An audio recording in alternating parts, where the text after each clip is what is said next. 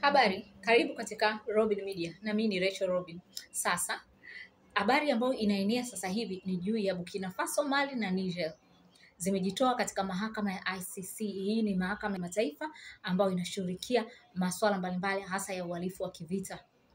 Hawa viongozi Ibrahim Traore, Abdrahmane Chiani pamoja na Assimi Goita ni viongozi wa kijeshi walioingia kwa njia ya mapinduzi. Lakini ni viongozi wasiopendwa na wazungu wa sasa waliotutawala. Wanasema hawajaingia kwa demokrasia, wameingia kwa mapinduzi. Wazungu waliotutawala wanataka tuendeleze mifumo ile ambao walituachia wao ya utawala. Usipoifuatisha wanakuambia umevunja sheria. Wakati kiuhalisia kila nchi inatakiwa itunge sheria zake za namna gani viongozi wanatakiwa waingie madarakani.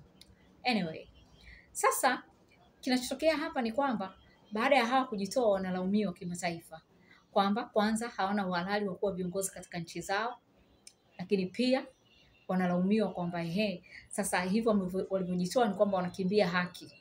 Lakini tuiangalie hii mahakama ya kimataifa ya ICC.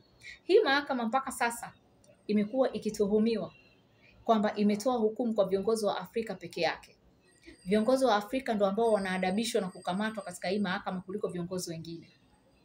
Lakini makosa ya kivita ambayo yamefanywa na viongozi wa nchi nyingine kubwa pengine ni makubwa kuliko hata hao viongozi wetu wa Afrika ambao wanakamatwa na kuhukumiwa katika hii mahakama. Mfano, Rais wa Marekani George Bush aliongoza vita ya Iraq na baadaye kuja kuonekana hii ilikuwa ni vita ambayo haikupaswa iwepo.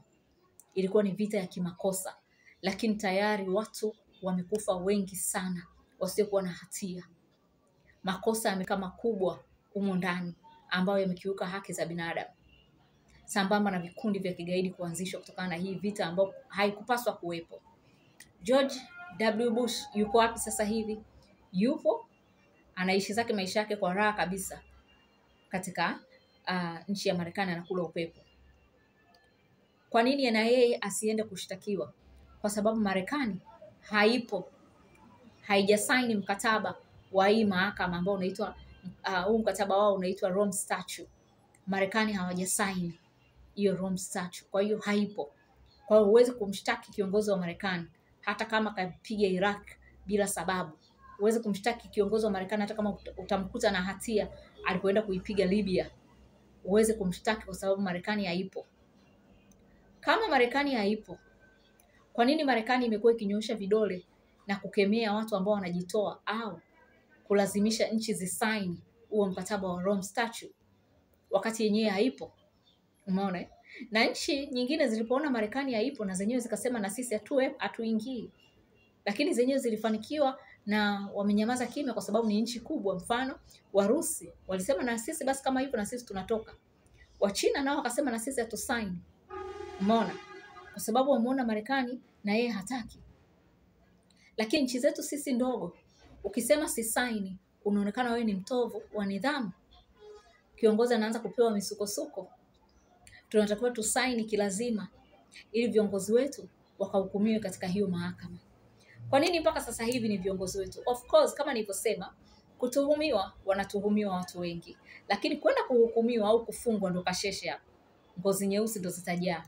Umenielewa? Mfano, Vladimir Putin, rais wa Urusi, katuhumiwa.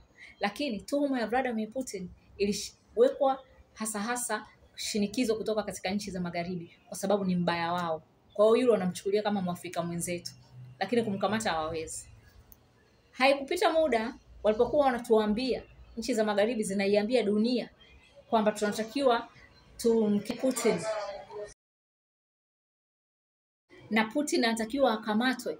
Haikupita muda Mungu akawaonyesha vitu sasa pale Gaza. Netanyahu ambaye ni rafiki yao kaenda kufanya madhambi makubwa zaidi ya Putin, makubwa kuliko hata viongozi wetu sisi. Badala ya kusema wamkamate, wanamkaribisha Netanyahu na kula naye chakula mezani. Hao waliokuwa wanatuambia sisi tufurahi Putin akikamatwa, waliokuwa wanatuambia Putin anafanya uhalifu wa kivita. Netanyahu yeye kashtakiwa kwa makosa zaidi. Yeye kaenda mbali zaidi, anafanya mauaji ya kimbari pale Gaza. Haya ndo mashtaka ambayo wanatuhumiwa nayo, mauaji ya kimbari ndivyo wanavyotuhumiwa. Wamechunguzwa, wameona haya ni mauaji ya kimbari yanayofanyika pale Gaza. wanakula naye, wanamkaribisha. Lakini hao Marekani wanakuja kutuambia sisi kwamba tunatakiwa tumkasirikie Putin anawaua wa Ukraine, lakini mauaji aliyoyafanya Putin pale Ukraine hayalingani na mauaji aliyofanya Netanyahu ambaye wanampa silaha pale Gaza. Umeelewa? Kwa hiyo unaona hii mahakama, na kama hii haitoshi, Marekani waliokuwa wanaishinikiza hii mahakama imshtaki Putin na kutuambia na sisi tusifanye kazi na Warusi kwa sababu Putin ni mhalifu wa kivita, ndio hao Marekani ambao walipoona hii mahakama inawashtaki na Israeli na Netanyahu wakaanza shutuma yani kuna shutuma kwamba hao Marekani wanashutumiwa kuwapiga mikwala wale waendesha mashtaka katika hii mahakama juu ya Israeli. Umenielewa? Hivi ndivyo habari zinavyovuka kwamba juu ya Israeli. Lakini ikifika swala la Putin, ndio maana Putin alivyotuhumiwa katika ile mahakama, watu ambao wanapenda haki, ambao wapendi double standard, wakasema sisi hatumchukii Putin kwa sababu tunaona kuna double standard. Mbona nyie viongozi wenu wakifanya makosa ya uhalifu wa kivita, tena wamefanya makaidi, mbona hatuwaoni katika mahakama? Kwa nini sisi tuchekelee habari za Putin peke yake? Na sasa hivi wameacha hadi kumuongelea habari za Putin na na hizo tuhuma za kwenye ile mahakama, kwa sababu wakimuongelea watu wanawauliza vipi kuhusu Netanyahu, lini mtamkamatisha? Turudi kwetu sisi wa Afrika.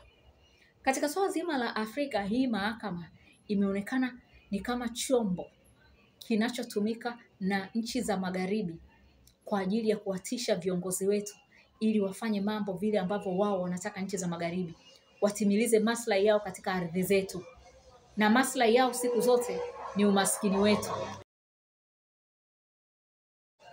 Nchi za magharibi zikitimiliza yao katika nchi zetu sisi, maana yake ni kwamba ni lazima Waafrika wawe maskini ndio maslahi zao zinafanikiwa. Ni lazima Mwafrika awe maskini ili mzungu wa magharibi aweze kupata maliasili za. Yaani ni lazima Mwafrika uwe maskini kwa sababu mzungu wa magharibi anachukua maliasili zako anaenda kuzitumia. Kwa hiyo wewe huwezi kuwa tajiri. Kwa hiyo umetolewa sadaka. Kiongozi akiwa hataki, kuna mambo mengi yanaweza yakamkuta. Moja ya vitu vinavyoweza kumkuta ndo kama hivyo.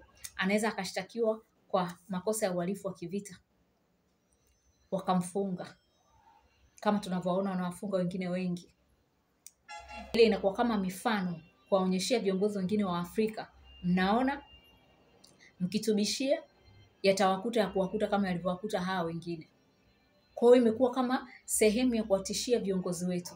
Kwa hiyo wakina Ibrahim Traore kujitoa katika hii mahakama, ninawasapoti kwa 100%. Haiwezekani wakawa wanafungwa viongozi wa Afrika peke yao wakati kuna viongozi wenye rangi nyeupe wanafanya makosa kuliko sisi. Kuna wakina Netanyahu wamefanya makosa makubwa, wameua watu wengi kuliko viongozi wetu wa Afrika, alafu viongozi wetu wa Afrika pekee ndio wakawa wanaenda kuhukumiwa katika hiyo mahakama. Viongozi wa Afrika, nchi zetu hazikutakiwa kuwepo katika hii mahakama. Hii mahakama haipo, pengine ipo kwa ajili ya kutenda haki, lakini nchi kubwa zinaitumia kwa ajili ya maslahi yao.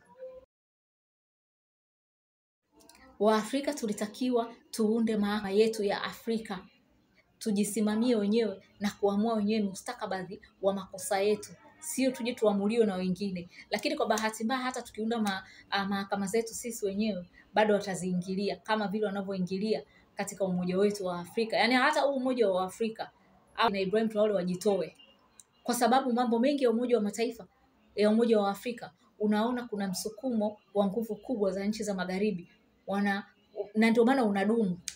Huu Umoja wa Mataifa ungekuwa hautimizi maslahi ya nchi za magharibi, au angekuwa hawana sauti ya mwisho katika umoja wetu wa Afrika, wauvunja kwa mikono yao haraka sana, usingedumu mpaka leo. Ukishaona umoja wote unadumu ndani ya Afrika, ujue una baraka zote za nchi za magharibi na wanautumia kwa maslahi yao. Umoja wote usiokuwa na maslahi yao wanauvunja. Kiongozi yote atakayetaka kuanzisha umoja usiokuwa na maslahi nao kiuwepo, wakina Kwame Nkrumah, wakina Gaddafi, wote walitaka kuanzisha umoja ambao utakuwa hauna maslahi nao, walihakikisha huo umoja haupo. Kwa hiyo hiki ndicho ambacho kinaendelea sasa hivi.